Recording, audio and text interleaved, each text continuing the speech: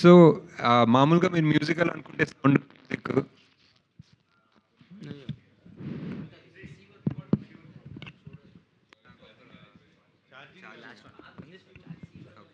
Hi hi. So మీరు musical అనుకుంటే మామూలుగా ఒక సౌండ్ ఆఫ్ మ్యూజిక్, ఒక అలాంటి Hollywood singing in the rain అలా అనుకుంటారు కదా. ఒక కొంచెం కొన్ని సీన్లు వచ్చి సడన్లీ ఒక కొరియోగ్రాఫ్డ్ విజువల్ వస్తుందని.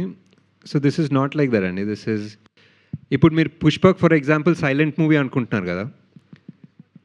కాదు అంటే మ్యూజిక్ ఉంటుంది, బట్ పుష్పక్ అంటే మీరు సైలెంట్ సినిమా అనుకుంటారు కదా ఎవరైనా అడిగితే. బట్ పుష్పక్లో సైలెంట్ సినిమా కాదండి. అది కావాలని సైలెంట్ ఉన్న సినిమా కాదు. అది ఆ సినిమాలో మాట్లాడే అవకాశం ఉండదు అంతే.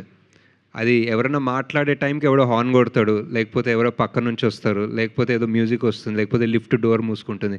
That is the genius of Singeetam cinemas. Hidden కావాలని సైలెంట్ సినిమా తీయలేదు. అండ్ ఇక్కడ కూడా కావాలని ఊరికే పాటలు పెట్టాలని మ్యూజికల్ సినిమా తీయలేదు. అది ఎలా ఎక్స్ప్లెయిన్ చేయాలో అనేది మీరు ఎనీవే సినిమా చూస్తారు. ఐ హోప్ మీరు చూసిన వెంటనే I think you will understand why I'm not able to explain it, because it's an experience అని. సరియా ఇంతవరకు జరిగిన మాట ఇది నా ప్రశ్న, ఇది నా ప్రశ్న. పాటకు ముందు సాకి ఉండును సురేష కవిరాయ నా ఆయన నాగస్విన ఆయన నాగస్విన ఎవరైతే బాగుండేదని దర్శకుడిగా మీ కనిపించిన భావన, ఎవరైతే బాగుండేదని మీ భావన. అదే చాలా బాగుంది సార్. అంటే మీరు అడిగిన ప్రశ్న ఫస్ట్ పార్ట్ ఏంటో వినలేదు సార్. సో మళ్ళీ సింపుల్గా ఈ జనరేషన్కి అర్థమయ్యేలా చాలా బాగుంది సార్. బట్ ఈ జనరేషన్కి అర్థమయ్యేలా అడగాలంటే మీరా ఆయన ఎవరు డైరెక్టర్ అయితే ఈ సినిమా ఆయనే సార్ డైరెక్టర్, నేను ఎందుకు సార్. బట్ ఇలాంటి ఇప్పుడు ఫుల్గా పాడాలంటే టైం కష్టం సార్. బట్ యాక్చువల్లీ మీరు ఈ ప్రశ్న అడుగుతుంటే నాకు చాలా మిస్ అవుతుంది ఇక్కడ సంగీతం సార్ లేరని. ఇక్కడ ఆయన ఉంటే ఆయన బ్యూటిఫుల్గా పాడి రిప్లై చేసేవారు మీకు. అండ్ నేను ఆయన పాడుకున్న సాయంత్రాలు ఎన్నో ఉన్నాయి sir. That's great sir, that's great. ఆయన బ్యూటిఫుల్. ఎవరన్నారు ఎవరన్నారు నువ్వేనా? Okay sir. సో ఆబ్వియస్లీ ఆయనే సార్ డైరెక్టర్. ఆయనే ఉంటే బాగుంటుంది డైరెక్టర్. ఇలాంటి ఐడియాలు నాకేదో కొన్ని ఐడియాలు వస్తాయి, కానీ ఇంత ప్యాషనెట్, ఇంత హట్కే ఐడియాలు ఆయనకే వస్తాయి సార్ డెఫినెట్లీ. అండ్ ఆయనే కరెక్ట్. అండ్ అది ఎందుకు అనేది రేపు ఫస్ట్ మార్నింగ్ షోలో మనందరికి తెలుస్తుంది సార్. పాటలు లాంటి మాటలు ఉన్నా కూడా ఆల్ ఎమోషన్స్కి స్కోప్ ఎంత ఉందండి. ఇది ముఖ్యంగా ప్లస్ సంగీతం గారు చాలా విట్టీగా, చాలా సెన్స్ ఆఫ్ హ్యూమర్తో చేస్తుంటారు సినిమాల్లో. ఈ సినిమాలో అవన్నీ ఉండే అవకాశం ఉంది. అన్ని పాటలు ఉన్నా లేదు డెఫినెట్లీ అన్నీ ఉంటాయండి. ఇప్పుడు ఫర్ ఎగ్జాంపుల్ మేమిద్దరం నేనేదో చాలా హూని రాగంలో సార్ చాలా మంచి రాగంలో పాడారు కదా, దాంట్లోనే ఎంత ఎంటర్టైన్మెంట్ వచ్చింది. ఇంప్రూవ్లోనే ఎంత ఎంటర్టైన్మెంట్ వచ్చింది. ఇమాజిన్ ప్లాన్ చేసుకుంటే ఎంత వస్తుంది దాంట్లో.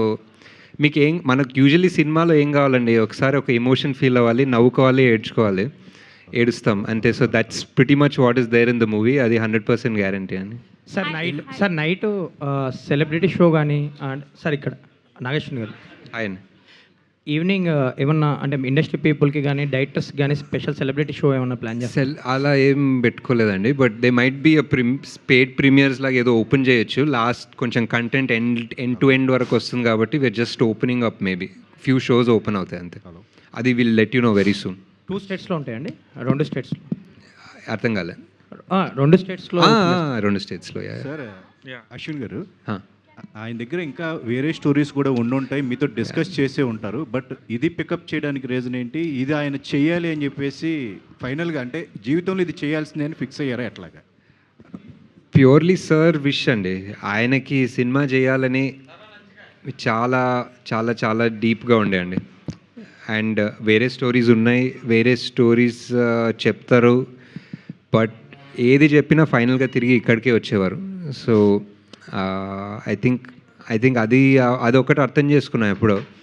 ఇలాంటి లెజెండరీ ఫిల్మ్ మేకరు, ఒక not just hits, not just classics, but never before type movies తీసిన ఆయన ఒక కథ చెప్పాలనుకుంటే మనం ఎందుకు దానికి ఒక లాజిక్ పెట్టుకొని క్వశ్చన్స్ చేయాలంతే.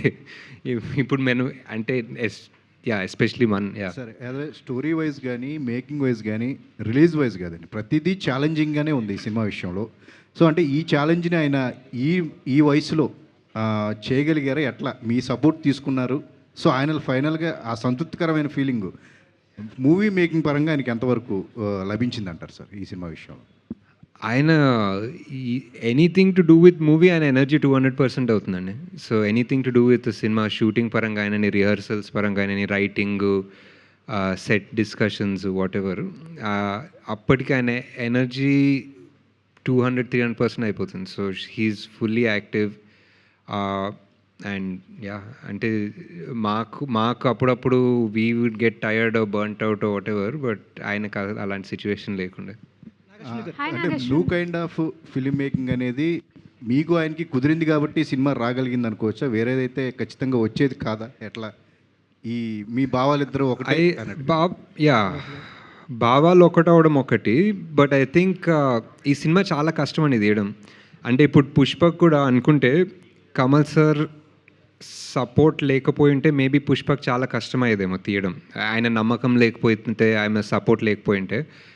అండ్ నాకు లక్కీగా ఈ స్టేజ్ ఆఫ్ మై కెరియర్లో I had that little capability of backing sir. So ఆ కేపబిలిటీ ఉంది కాబట్టి I was able to make sure that ఆయనకి ఏం అవసరమో, whether it was writers, whether it was VFX, technicians కానివ్వండి, support, I was able to give him that. So అంటే మీరు making పరంగా మీరు మీ స్టైల్ ఆఫ్ మేకింగ్ ఉంటుంది, బట్ మీ ఆలోచన విధానాన్ని ఎంతవరకు ఆయన మార్చగలిగారు? ఇంకా ఇంప్రూవ్ అయిందా ఎట్లా సంగీతం గారి తర్వాత? లేదండి, నేను మేక్ చేయలేదు సినిమా. సో ఇట్ వాజ్ సినిమాల మేకింగ్ మీకు ఉంటుంది, మాకుంటుంది. మీ ఆలోచన విధానాన్ని ఆయన ఎంతవరకు మార్చారు? అంటే నాకు ఆయనలో సార్లో ఎక్కువ నచ్చింది ఏంటంటే ఆయన్ని సీరియస్గా తీసుకోరండి. ఆయన గురించి ఇప్పుడు మనం ఏదన్నా సార్ మీరు లెజెండరీ, అసలు మీరు ఎన్ని గొప్ప సినిమా తీస్తారు అలా ఏదైనా చెప్తే ఆయన పక్కన చూస్తుంటారు అనమాట, ఎవరితో మాట్లాడుతున్నాం అన్నట్టు. నాకు ఒకప్పుడు చాలా ఇంట్రెస్ట్ ఉండే Aditya 369 favourite film. So sir తోటి ఒక సీక్వెల్ తీపిస్తామేమో, సార్ తోటి చేసి maybe I can help be part of it అని వెళ్ళాను ఆయన దగ్గరికి ఒకసారి. ప్లీజ్ సార్ చేద్దాం సార్, ఏదో ఒక రకంగా ఎక్కిద్దాం సినిమాని, I will be your co director, producer, whatever you want అని చెప్తే ఆయన వద్దమ్మా అయిపోయింది, ఆ కథ అయిపోయింది కదా, ఇప్పుడు ఏముంటుంది ఆ సినిమాలో, ఊరికే ముందుకెళ్తాం వెనక్కి వస్తాం, అది కాదు కదా సినిమా, ఇప్పుడు నాకు వేరే cinema. So he doesn't have that attachment. ఆయన సక్సెస్ వచ్చిందని మళ్ళీ దానికి సీక్వెల్ తీయాలని అలాంటి లెక్కలు ఉండవు సార్కి. నాగేశ్వర్ గారు, ఇది గీతం అన్నది ఎట్లా ఆయన సంగీతం కలిసి వచ్చిందని పెట్టారా? Whose idea? వై గీతం?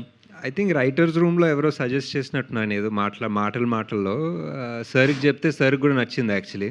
ఆయన ఇప్పుడు ఈ లోగో కూడా ఉంది కదా, అది ఆయన sir signature actually. So sir సిగ్నేచర్ని మేము లోగోలాగా వాడుకుంటున్నాం. సో ఇట్స్ సంగీతం అని. అంటే ఇప్పుడు ప్రజెంట్ అంటే జనరేషన్కి సంగీతం శ్రీనివాస్ గారు ఎంతవరకు అంటే పరిచయం ఉన్నారా? అంటే ఇప్పుడు మహానటి తీసినప్పుడు సావిత్రి గారు ఎవరికి తెలియదు, అంటే ఆ జనరేషన్ గారికి సినిమాగా చూస్తారు కదండి. కరెక్ట్, ఇది కూడా సినిమాగానే చూస్తారండి. డెఫినెట్లీ సంగీతం అనేది సంగీతం సార్ ఎంత లెజెండరీయో తెలియకపోయినా ఆయన సినిమా చూస్తే ఆ సినిమా ఎంత బాగుంటుందని తెలుస్తుంది. ఇప్పుడు చాలామంది ఇప్పుడు ఏదో చిన్న ఊర్లోకి వెళ్తే క్రిస్టోఫర్ నోలన్ ఎవరో తెలియకపోవచ్చు, బట్ ఆయన సినిమా చూస్తే బాగా భలే తీస్తారు అనుకుంటారు కదా. సో డైరెక్టర్ తెలిసే అవసరం లేదేమో, బట్ అశ్విన్ గారు ఫిలప్ చేస్తుందా లేదంటే మీరు కమర్షియల్గా సక్సెస్ సాధిస్తుందా? కమర్షియల్గా బ్లాక్ బస్టర్ అవుతుందని హోప్ చేస్తున్నామండి. అంటే నాగ అశ్విన్, వైజయంతి మూవీస్, స్వప్న సినిమా, సంగీతం శ్రీనివాసరావు, ఇది అంటే ఓటీటీకి బాగా వెళ్తుందేమో అని మొదట ఒక ఐడియా వచ్చి సినిమా స్టార్ట్ చేశారా?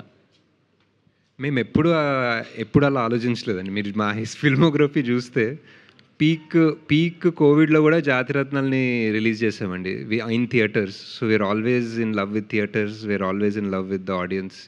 మేము ఊరికే ఒక 5 కోట్లు ఎక్స్ట్రా వస్తుందని ఓటీటీకి వెళ్ళే బ్యాచ్ కాదు మోస్ట్లీ. సార్